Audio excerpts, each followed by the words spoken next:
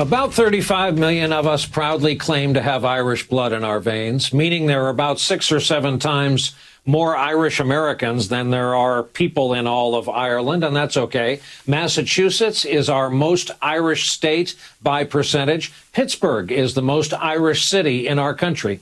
And there's a place in Ireland that's very excited for January 20th to arrive because they can lay claim to the Irish blood in the veins of our president-elect. And our report tonight from NBC News correspondent Bill Neely in Ireland. In this west of Ireland town, Joe Biden's face is everywhere. His ancestors left Ballina for America in the 19th century. Joe Biden has deep Irish roots on both sides of his family, the most Irish president since John F. Kennedy. And they're convinced here he will have Ireland's back. They celebrated the election of a man who's proud of his Irish roots, among them his cousin. He talks about how his mom continuously reminded him that he was Irish. It's the Irish in you, Joey. He says it all the time. He visited Ballina and his cousins as vice president. Remember, Joey? They campaigned with him in the election. Biden fishing for millions of Irish American votes. We have met him a few times. Really honourable guy, really decent. And you can see it. That's the sort of man he is, you know. He's going to be a great man for America. Hopefully we have that man on our side and he'll help us. You think he will have Ireland's back? Oh, definitely, definitely.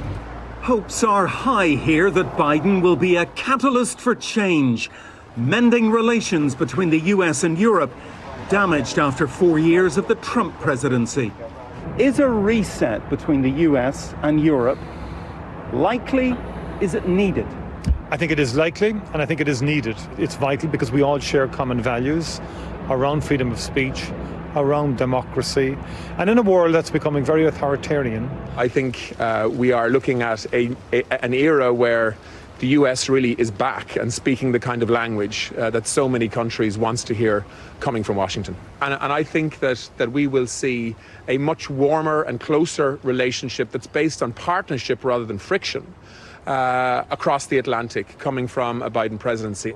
Donald Trump's America First policy nearing its end. I think it is simply a fact to say that the America First policy was quite an abrasive one in terms of relationships with other parts of the world.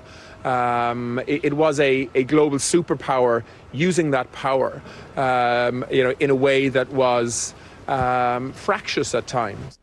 3,000 miles from Delaware, Ireland is hoping transatlantic relations will warm, and Ballina's man in the White House will stand up for his ancestral home. And Brian, Ireland is hoping that on January 20th, Joe Biden begins his presidency by rejoining the Paris Climate Treaty and the World Health Organization. Low-hanging fruit in foreign policy terms before tackling the more difficult issues of Iran and Russia and China in what Europe hopes will be a much more cooperative way with the United States. Brian? Bill, thank you for that. Bill Neely for us with proof that Ireland is a great